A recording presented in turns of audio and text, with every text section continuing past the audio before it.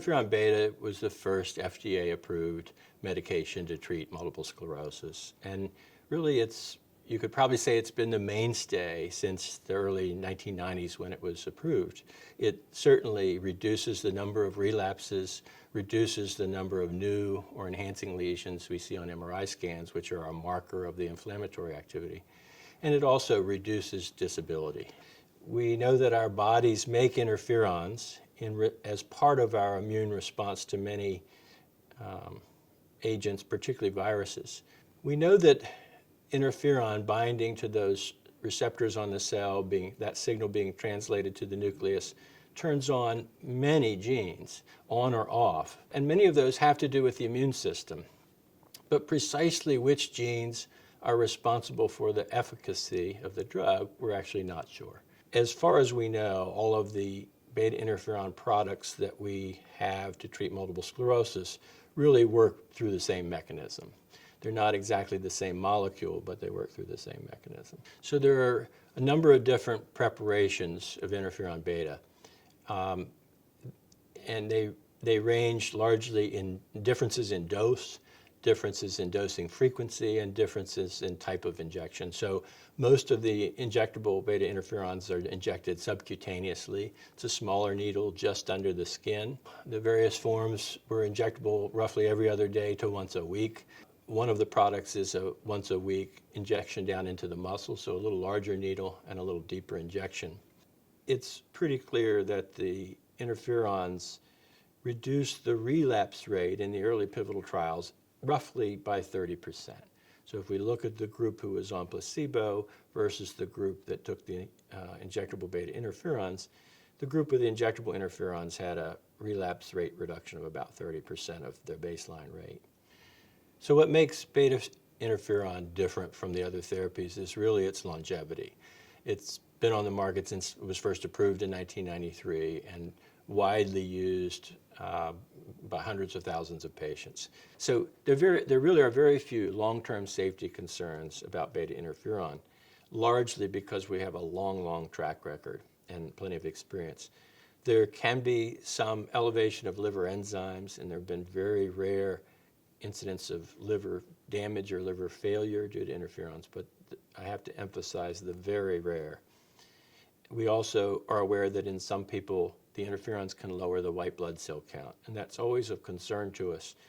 But I'm not aware of any cases in which that's really been a clinically significant effect in which people have gotten additional infections or other issues. So we generally check a CBC to look at the various cells in the bloodstream, and sometimes liver function tests to make sure there are no ongoing liver damages or liver issues before we start the interferons. We usually monitor those periodically after the fact to try to catch any early adverse effects from the interferons. It's almost unimaginable that we would now learn of some new side effect of beta interferon. So the side effects of the beta interferons are somewhat dependent on route and dose. So all of the medications that are injected subcutaneously tend to produce more injection site reactions, redness, erythema, some tenderness in the skin, whereas intramuscular injections tend to avoid those side effects. The primary side effects are flu-like symptoms. People sometimes feel like they have the flu after the injection, sort of achy all over, sometimes a headache. Usually that's worse in the beginning and people become accommodated to it as they get used to taking the medication. And so interferons are part of our response to the flu or some other viral infection. It has nothing to do with having a viral infection, but it's reproducing our response to a viral infection in a sense. So the pregnancy category of interferon betas is pregnancy category C, which means we really don't have enough data to confidently say the medications are safe. Obviously in the early 1990s, beta interferons was the way we treated multiple sclerosis. We didn't have other options. As other options became available, then we always try to weigh our anticipated benefit of the various therapies with the anticipated risk and also factor in tolerability. And we would start with those medications and only move to a different medication if we felt that the current one was unsatisfactory in terms of efficacy or tolerability.